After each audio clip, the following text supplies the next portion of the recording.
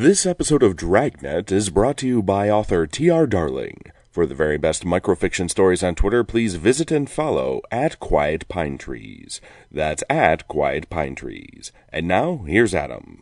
Welcome to the Great Detectives of Old Time Radio. From Boise, Idaho, this is your host, Adam Graham. If you have a comment, email it to me, box13@greatdetectives.net. Follow us on Twitter @Radio Detectives and one of our friends on Facebook, facebook.com/Radio Detectives. Remember to go and cast your vote. Rank your favorites of the series that we've done so far in the preliminary round of our Listener's Choice voting. Go to vote.greatdetectives.net. Also, today's program is brought to you in part by the financial support of our listeners. You can support the show on a one-time basis at support.greatdetectives.net. You can send a donation with the Zelle app to box13@greatdetectives.net. Or you can mail in a donation to Adam Graham, P.O. Box 15913, Boise, Idaho 83715. Or become one of our ongoing Patreon supporters for as little as $2 per month. Go to patreon.greatdetectives.net. Also, over at greatdetectives.net this weekend, check out my review of the British audio drama sci-fi classic, Day of the Triffids. And you can get all of my reviews automatically sent to your Kindle. You can try that service out free for 2 weeks. Just search for the Great Detectives of Old Time Radio in the Kindle store. Now it's time for today's episode of Dragnet. The original air date is March the 16th, 1954, and this one is The Big Rod.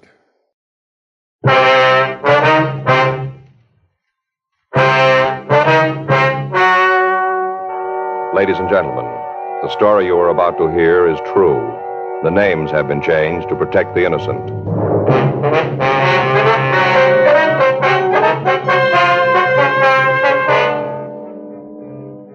You're a detective sergeant. You're assigned to hit-and-run felony detail. A young woman has been run down and seriously injured. The driver of the car has fled from the scene. Your job, find him.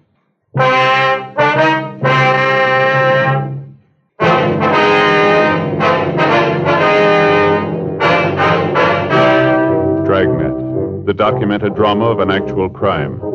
For the next 30 minutes, in cooperation with the Los Angeles Police Department, you will travel step by step on the side of the law through an actual case transcribed from official police files.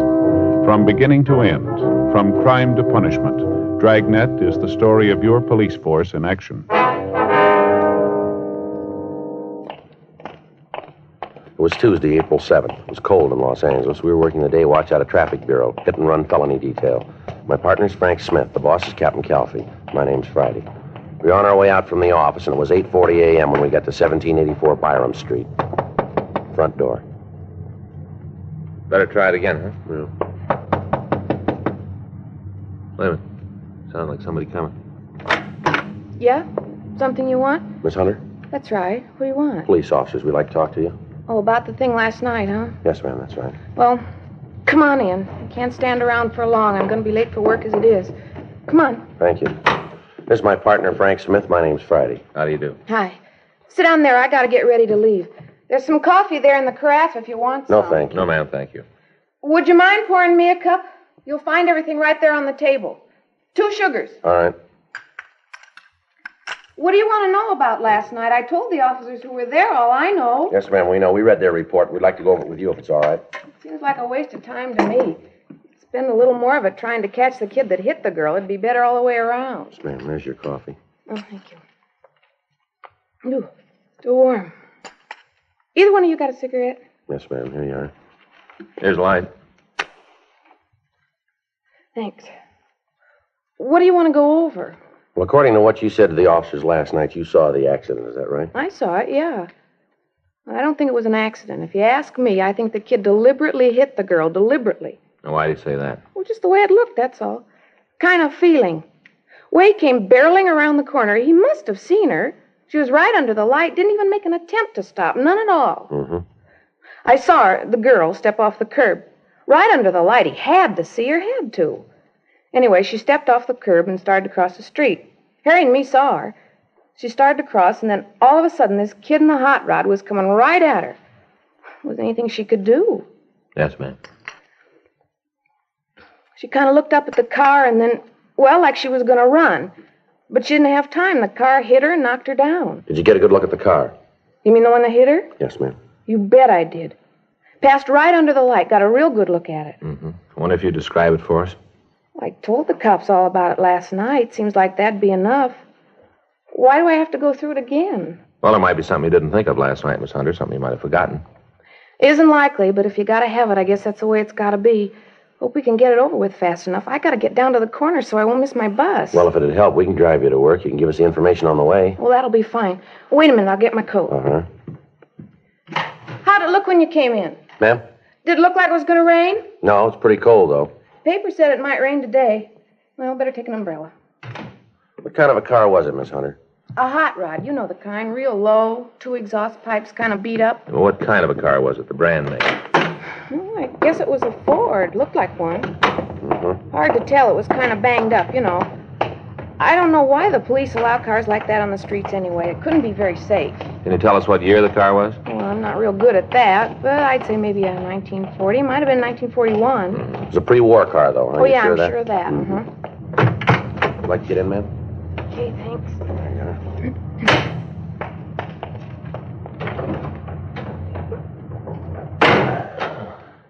Where can we drop you, ma'am? Near First and Broadway will be fine, just on the corner there. Okay. Miss Hunter, was there anything about the car that'd make it easier to identify? Not especially. Black Ford, all beat up. I'm sure I'd know it if I saw it again, any place. Did you get a good look at the driver of the car? No, not too good. All I could see was that he was a kid, you know, maybe 19, 20 years old. Uh-huh. I'd like to see you get that kid. Is the girl all right? She looked pretty bad last night. Well, she's still in a critical condition. Doctors aren't sure yet whether she'll be all right. Sure hope she is. Have you talked to her? No, we haven't. Not yet. It's a terrible thing. Kids like that running around in hot rods, barreling around the city. Person's not safe on the streets anymore. Well, just because a car's got twin tailpipes, Miss Hunter, doesn't have to be a hot rod. Well, this one was. Even had the little sort of license plate hanging down from the back bumper. You mean a state license plate? No, one of those with a club name on it. You know the kind. There's not a notation of that on the report that we remember. I guess I forgot all the excitement and all. I must have forgot. Well, did you see the name on that plate? Yeah. Not real good, but I saw it. Think you can remember it? Not all of it. The last part was wheels. Something wheels. 2 words. You're pretty sure of that, are you? Yeah, wheels. That's the word I saw. Didn't remember it last night. Guess it didn't seem important then. Must be a lot of cars that have those plates on them all over town. Yes, we know. Don't seem like it's going to help much. A lot of cars with those plates on them. Lots of them. Yes, ma'am. Even if you do find the kid with one of them, how are you going to know if he's the right one? Well, it's not going to be too hard. Huh? His car will tell us. According to the report, an automobile driven by one male occupant had struck a woman while she crossed the intersection of Olympic Boulevard and Connecticut Street the night before. When the ambulance arrived at the scene, the victim, who was identified as Mrs. Helen Chapman, was unconscious and was removed to Georgia Street Receiving Hospital for emergency treatment. Members of the crime lab had arrived at the scene and gathered what physical evidence they could find. All citizens in the vicinity were interrogated and their statements were taken. Photographs of the coroner were made and held for evidence. Because of the hit-and-run aspect of the case, Frank and I had been assigned to investigate it. At 1:14 p.m., we drove over to Georgia Street Receiving Hospital to talk to the attending physician, Dr. Sebastian. He said the patient's condition was so critical that she couldn't be moved to her own hospital. He told us that the victim hadn't recovered consciousness to the point where she could be questioned. He went on to tell us that she'd been administered serum albumin to counteract shock. He listed her injuries for us: compound fractures of the femur, rib fractures, and associated internal injuries, including a punctured lung and brain concussion. It was not expected that she'd live. Frank and I left the doctor and walked down the hall. In the waiting room, we met a tall, thin man who looked as if he hadn't slept in several days. On the floor in front of him was a small pile of half-smoked cigarettes. He identified himself as the victim's husband, Carl Chapman. I don't know. I came home from work. They told me about it. I didn't even know. Didn't they try to call you at work? No, I guess they called the house. There wasn't anybody home. I just walked up to the door, and there was a note telling me to call her. Didn't even know about Helen. I see. You like a cigarette, Chapman? Thanks.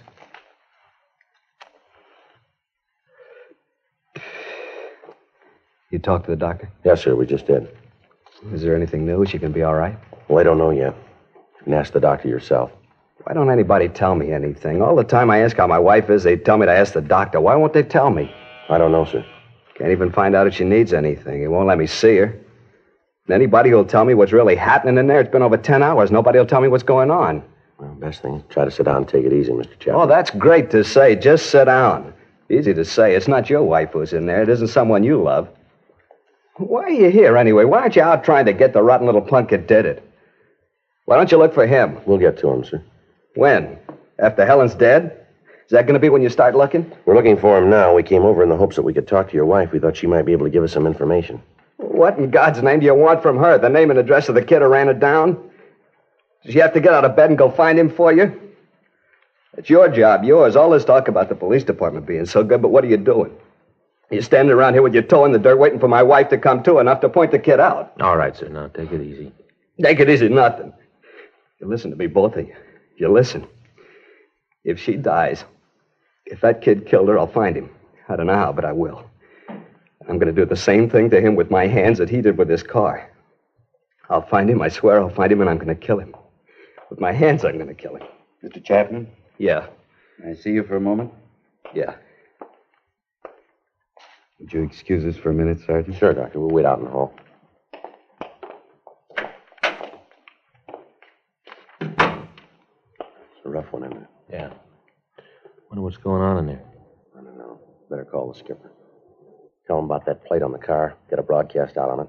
Check the phone book for the address of the National Hot Rod Association. Better talk with them, huh? They might have something for us on the club. Right. You better start, cop. You better find him fast because I'm looking too. You ought to go home and get some sleep, Mr. Chapman. You're all worn out. I'm not going to get any sleep until I catch that kid. Until I catch that kid. How is the girl? She's dead. Both of them are. Both of them? Yeah. She was going to have a baby in a couple of months.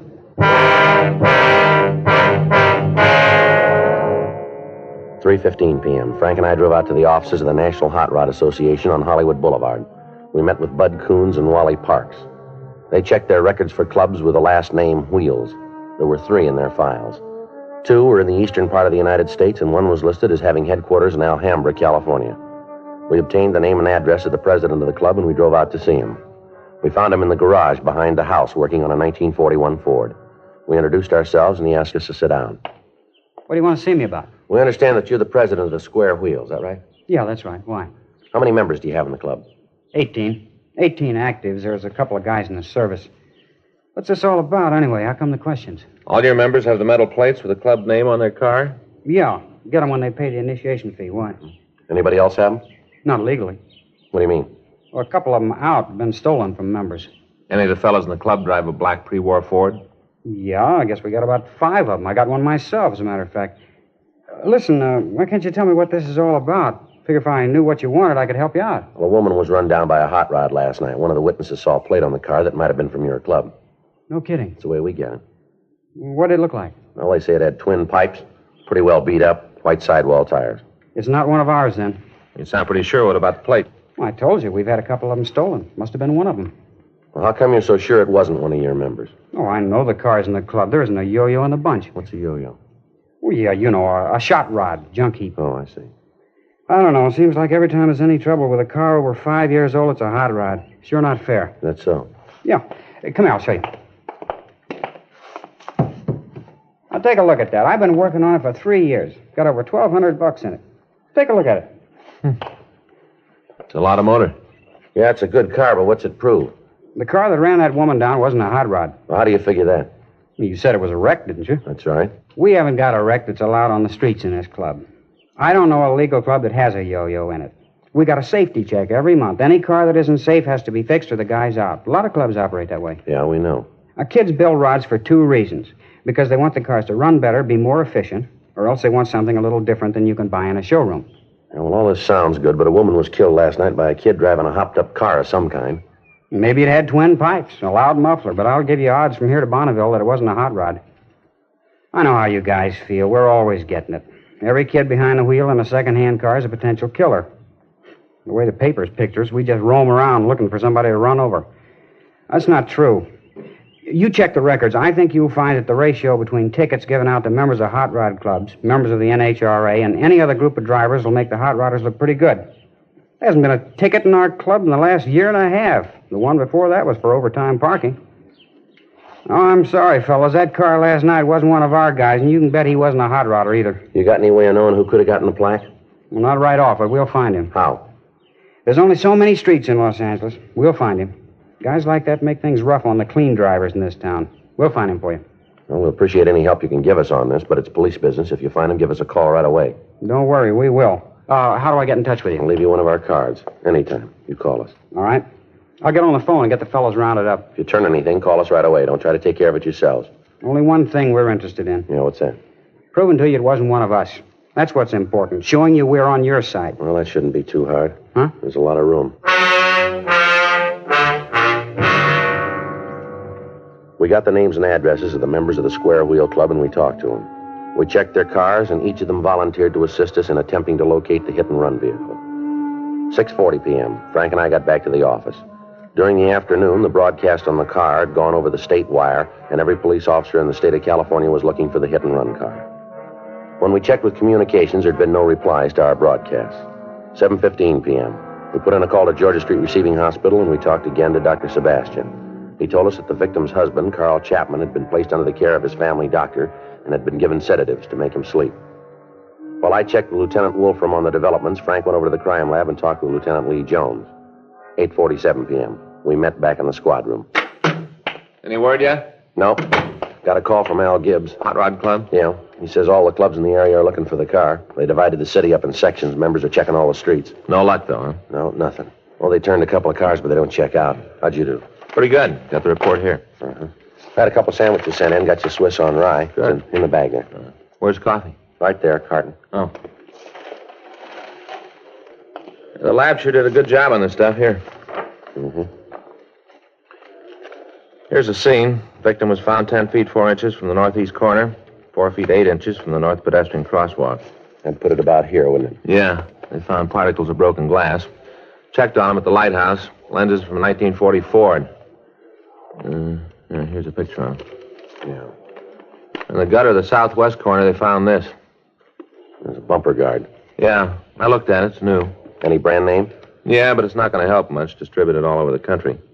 Well, how about skid marks? Any sign of them? No, not that they could find. Either the kid didn't have time to use them or else he didn't want to. They came up with this, though. Yeah, what's that? Well, some marks from a tire. Lee says he thinks they were made when the kid dug out to get away, spun the back wheels. Mm-hmm. Sure indicate that he didn't mean to stop at any time, huh? Well, that's the way Lee's got it figured. Well, it isn't much to go on, is it? Well, they've come easier. Yeah. Well, let's go out and check the neighborhood again. We might still be able to turn up a decent description. We start checking the garages in the morning. Try to turn a car with a broken headlight and a missing bumper guard. Okay. Better call communications, get out a supplemental on the tires, huh? Yeah, I'll take care of it. I got it. Hit and run felony Friday. Yeah, that's right. Mm-hmm. Anybody there? No, keep it under surveillance. We'll be right out. Yeah, don't burn it. Right, bye. What do you got? Well, it's beginning to go our way, maybe. Huh? They found the car.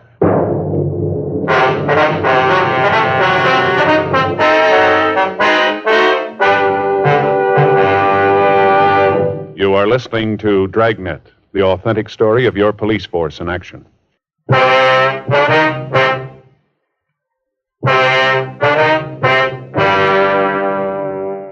During a routine patrol of the streets in East Los Angeles, a radio unit had come across a car parked at the curb on Vancouver Avenue. They'd stopped to investigate and found that it matched the description that we'd sent out. On the phone, I'd instructed the officer not to search the car, but merely to keep it under surveillance and check and hold anyone who approached it. Frank and I notified the crime lab of the find, and then we left the office and drove out to the location. We talked to the officers in the police car, and they told us that they hadn't seen anyone near the vehicle. We checked the registration and found that the registered owner was a Jack Moore. The white slip gave us an address in Hollywood. While the crime lab went over the car, we drove out to Moore's address to talk to him. He lived in a large house built in the mid-20s as a private residence. It had been converted into a boarding house. Frank covered the rear entrance. I rang the front doorbell.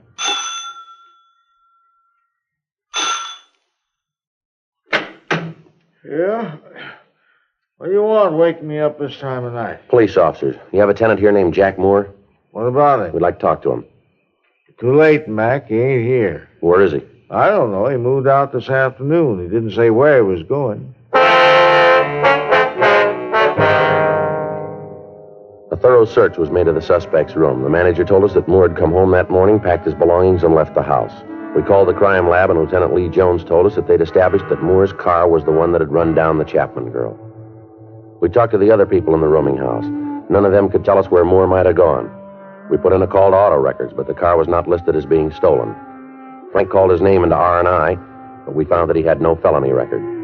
From the occupants of the rooming house, we found that the suspect had no relatives in this state and no close friends that they could recall. Leighton Prince came out and went over the room, and in going over it, we found a wastebasket Moore had used to dispose of articles that he didn't want. In the basket, we found several match folders from a bar out on West 7th Street. We put in a call to the bar, but we found that it was closed. From the manager of the rooming house, we got a good description of the suspect, along with the information that he received no mail and that he was apparently unemployed. A stakeout was set up on the house, and at 3:36 a.m., Frank and I checked out of the office and went home for the night. The next day, Wednesday, April 8th, we contacted DMV and asked that they give us all information on the car. 9:15 a.m., we drove over to the bar on West 7th Street. Not open yet. Don't open till 10. Police officers like some information. License is back there on the wall in plain sight. There's nothing going on here. You have a customer in here named Jack Moore? We just opened the doors. We got no say about who comes in. As long as they don't cause trouble, we don't either. This guy's about 20 or 21, 5'8" to 5'10", 165 pounds, blonde. Name's Moore, Jack Moore. What's he done? We want to talk to him. About what? Police business. Have you seen him? Nothing that's going to get the bar in trouble? That's a simple question, mister. Have you seen him? Maybe, yeah. You tell me what it's all about, and I might be able to help you out. You're running out of time. Have you seen Jack Moore? Yeah. When? Last night. Here? Yeah, he was in. Got liquored up. I tossed him out when we closed. Where's he now? You better ask him. I want to tell you once more. If you know where he is, you're going to save yourself a lot of time by cooperating with us. I run a clean place here. I don't want any trouble with the cops. My license is on the wall. I got no choice of the customers who come in here. I don't want to get mixed up in anything. We're not calling it that way.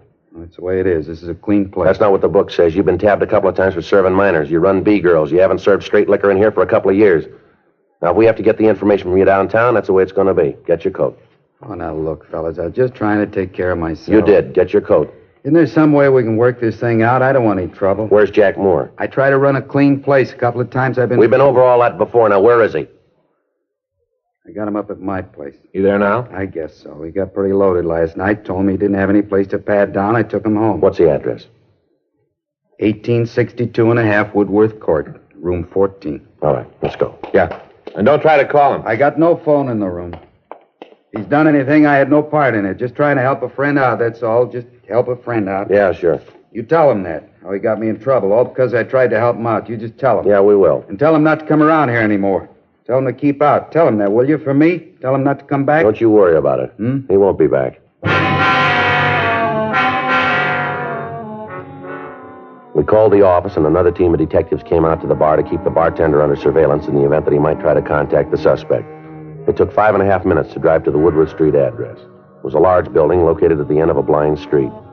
Room 14 was on the third floor in the front of the building. Frank and I approached the room, and we listened. There was no sound from inside. You want to try the door? Yeah. It's unlocked. Yeah. There he is on the bed. Yeah. Looks like the right guy. Now, let's wake him up. Come on. Come on, Moore. Wake up. Come on. Let me alone, Charlie. Come on, get up, Moore. Get up. Boy, let me alone. I told you, Charlie, let me... Who are you guys? What are you doing Police here? officers, you're under arrest. Wait a minute, Art. Let me go. Come on, stand still. All right. All right, I quit. You want to shake him, Frank? Yeah. Yeah, he's clean. Where you taking me? I ain't done nothing. You got no reason to push me around like this. All right, let's go. Where? Where you gonna take me? Downtown. For what? Manslaughter. I didn't do it. I didn't. You got the wrong guy. You got the wrong one. I didn't do it. All right, come on, let's move. But you got the wrong one. I didn't do it. I didn't know what you wanted. That's why I run. I didn't know what you wanted. Well, you do now, so let's go.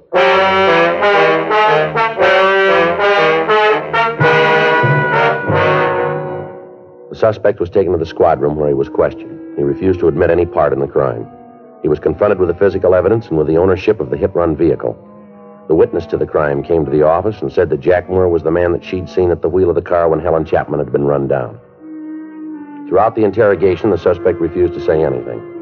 At 1:47 p.m., the door to the squad room opened and Carl Chapman came in. Where is he? I know he's here. I want to see him. All right, take it easy, Chapman. I heard you caught him. I want to see him. I want to tell him.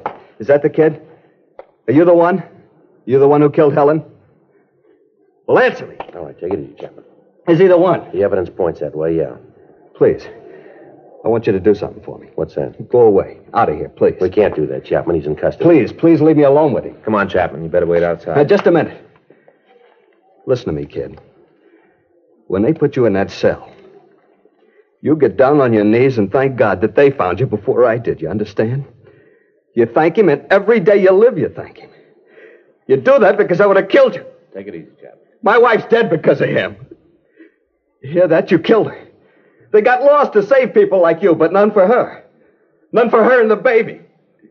They didn't have any laws. None for them. All right, Chapman. Come on, take it easy. Frank? Come on, sir. Yeah.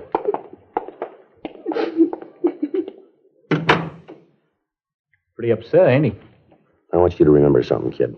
In the years I've been in this department, I've seen some bad ones, real bad. Teenage kids that didn't know any better scraped up off the pavement and sent home to their parents. Drunks who were too loaded to know what went on. There's been a lot of them go through here, but you finished way ahead of the field, boy. You talk good. I bet you're on a lecture team around here. I'm getting fed up with you kids roaming the streets in death traps. Now, I don't care about you. You want to wrap yourself around a post, you go ahead. We'll try and stop you, but don't you take somebody else with you. Every year, the number gets bigger, more people killed. It isn't the honest drivers that do it. It's people like you who don't care for anybody else. Now, we've tried about everything in the books to make you understand. Doesn't look like any of them did any good, does it? I'm a bad one, ain't I? You killed a human being, boy. A woman who didn't even know you. She never saw you until it was too late. You threw a 10.5 of metal at a 120-pound woman, and then you ran away and left her in the gutter to die. You wrecked the family. You tore it right down the middle and rolled over it. You've ruined the lives of all the people around that woman. You gave a group of decent kids a bad time because you stole their name. Now, you get on your feet, young fella, and you keep that smart mouth of yours closed. Do you understand? Can I ask you something? What's that? Hit and run. How much will I get? I don't know, but it won't be enough.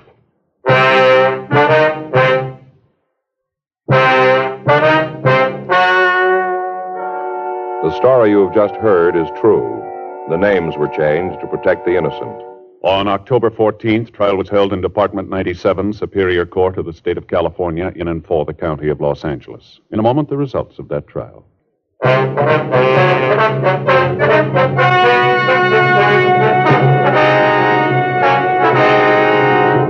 Jack Carlisle Moore was tried and found guilty of manslaughter, 1 count, and received sentence as prescribed by law.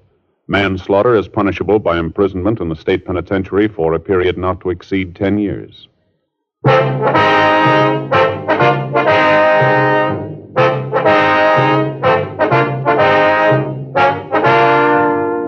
You have just heard Dragnet, a series of authentic cases from official files. Technical advice comes from the Office of Chief of Police W.H. Parker, Los Angeles Police Department. Technical advisors, Captain Jack Donahoe, Sergeant Marty Wynn, Sergeant Vance Brasher. Heard tonight were Ben Alexander, Joyce McCluskey, Harry Bartell, Vic Perrin. Script by John Robinson. Music by Walter Schumann. Hal Gibney speaking. Watch an entirely different Dragnet case history each week on your local NBC television station. Please check your newspapers for the day and time. Chesterfield has brought you Dragnet, transcribed from Los Angeles.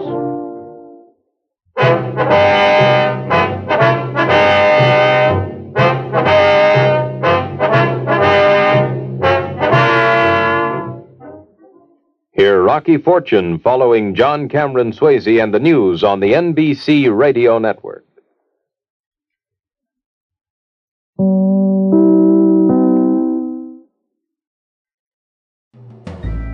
This is Andrea J. Graham, author of the Web Surfer series. Oh, and a Madam's Wife. You're listening to the Great Detectives of Old Time Radio.